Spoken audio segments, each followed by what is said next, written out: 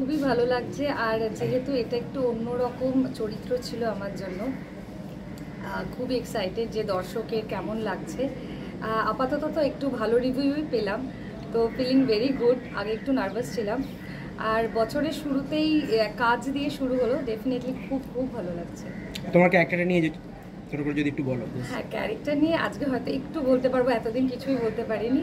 হ্যাঁ, এটা she is a খুবই বড়লোক ঘরের একটি মেয়ে, কিন্তু আদরের মেয়ে বাবার।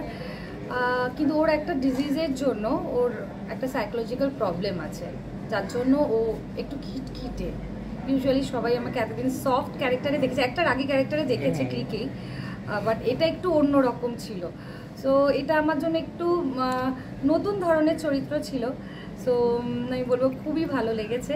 এর বেশি চরিত্রটা আর কিছু বলা যাবে না, আবার হয়তো স্পয়লার হয়ে যেতে পারে।